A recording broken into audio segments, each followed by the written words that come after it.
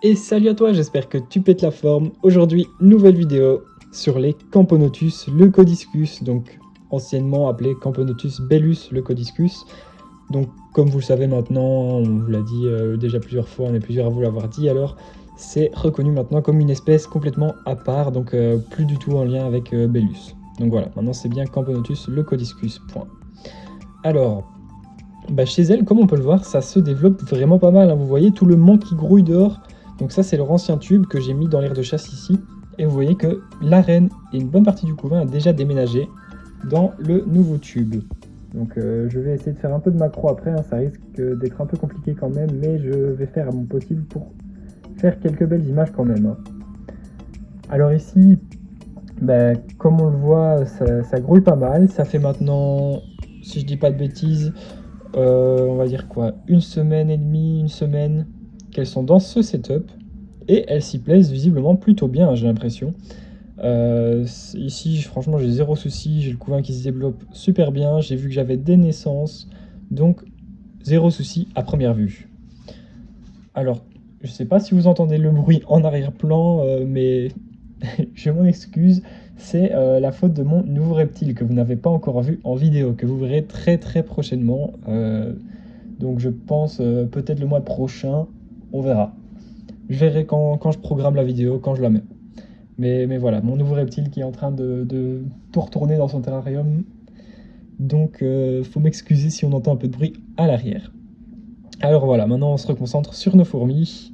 Donc ici, superbe espèce, hein, donc, qui vient du côté des Philippines, etc. Donc voilà, c'est une fourmi qui est bien exotique. Niveau difficulté, c'est pas la plus simple.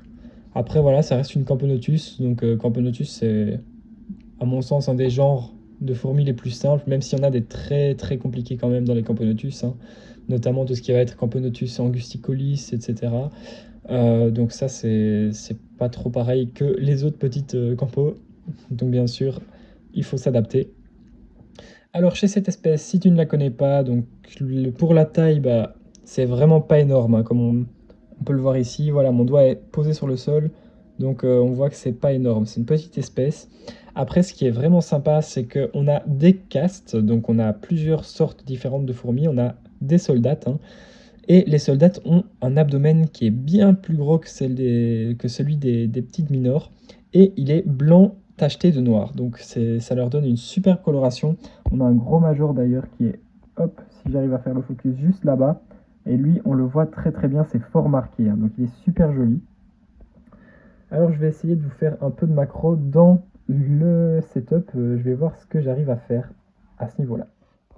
Alors ici, j'ai essayé sur un des tubes, c'était très compliqué, donc on peut voir ici quelques ouvrières qui traînent du côté des feuilles. Donc je suis vraiment désolé pour la qualité, mais j'arrive pas à faire mieux du tout avec ce que j'ai ici. Alors voilà, dans le tube, donc comme je le disais, les beaux majors, hein, qui sont vraiment super beaux. Là on voit un major qui est né récemment d'ailleurs, sur le côté là-haut du tube. Hop. On voit, c'est vraiment une très très belle coloration. Je suis désolé, c'est fort flou, je vais peut-être essayer de faire sans la lentille macro. Ça risque à mon avis même d'être meilleur niveau qualité. Voilà, comme ceci, hein. Donc je suis désolé, je ne sais pas faire mieux pour le moment. Donc comme je vous l'ai expliqué dans la précédente vidéo, j'ai eu des problèmes. Donc en fait, j'ai subi une agression, donc on m'a volé mes affaires. Alors je n'avais plus de téléphone, j'ai récupéré mon ancien. Mais bon, la qualité n'est plus trop là. Donc je vous rassure, vous aurez très prochainement des images bien meilleures, hein. Je vais reprendre un nouveau pour faire de belles images. Et donc vous serez les premiers avertis, hein, lorsque je l'aurai dans une nouvelle vidéo. Donc comme je disais, ça grouille vraiment pas mal, hein, dans les aires de chasse. C'est assez sympa à voir. Mais même si c'était une espèce qui était assez timide dans l'ancien setup, depuis que je leur donne de la place, en fait, je vois qu'elles l'exploitent vraiment, hein. Donc avant, c'était vraiment petit setup, si vous vous souvenez, avec deux tubes. Donc le petit setup classique ADC de 7 par 7 avec les deux tubes.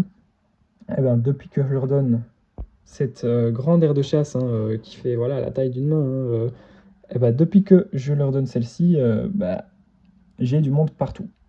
C'est simple, vraiment du monde partout, ça l'exploite correctement. Alors je vais essayer de retourner peut-être le tube ici, pour vous montrer un peu le couvain. Donc là on voit, hein, voilà déjà du couvain là en bas, et j'en ai encore plus dans le tube qui est tout au bout là-bas. Ben voilà, sinon elles ont déjà pris leur marque là-bas avec leur petite déchetterie, hein. Donc elles mettent leur cadavre là-bas dans le coin, j'ai remarqué. Dans l'étagère, dans la vitrine où elles sont, bah, j'ai bien sûr mon câble chauffant qui passe en dessous. Et alors ce que j'ai fait, j'ai mis une couche très très fine de substrat. Donc on peut voir, j'ai à peine 3 mm de substrat. Comme ça, j'ai le câble chauffant qui passe bien vraiment proche des tubes. Et elles aiment visiblement beaucoup ça, hein, parce que je vois que j'ai de la pointe, etc. J'ai du couvain encore plus. Donc tout va bien pour le moment. Alors bien sûr, j'aurais rajouté en plus des tubes où il y a de l'eau, un abreuvoir ici. Alors ce que je fais en fait, donc dans les tubes, le coton n'est pas trop tassé en fait. Donc enfin, si, il est fort tassé, mais pas trop enfoncé plutôt. Donc elles n'ont pas accès à l'eau directement. Ça met juste une petite humidité. Et puis ensuite, dans le tube ici, là, je pousse le coton correctement pour qu'elle puisse bien boire vraiment sur le bout. Donc c'est pour ça que je différencie bien un abreuvoir des tubes où elles vivent. Donc ici, je pense que je n'ai plus grand chose à dire sur elle, hein, si ce n'est que c'est vraiment une superbe espèce, hein. On voit la coloration ici, j'ai pas mal de majors. Donc je suis vraiment trop fan de la couleur des majors. Donc ici, je vais essayer de vous reposter un de ces quatre, quelques photos sur Insta. Donc j'avais mis récemment des photos faites avec mon appareil, il me semble. Donc voilà, la qualité est bien meilleure qu'avec mon téléphone pourri ici. Et de toute façon, comme je l'ai dit, hein, vous allez avoir très bientôt des bien meilleures images avec mon nouveau téléphone. Voilà, sur ce, c'était une petite vidéo donc de nos Camponotus leucodiscus.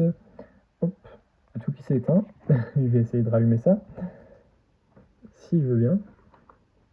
Hop. Ah bah non, il ne veut pas. Plus de batterie. Enfin bref, voilà, une petite fin de vidéo un peu cassée, mais c'est pas grave. Allez, merci à toi d'avoir suivi cette vidéo, d'avoir regardé jusqu'au bout. N'hésite pas à t'abonner si c'est pas déjà fait, mettre un like, un commentaire. Et je te dis à très vite pour une prochaine vidéo. Allez, ciao ciao!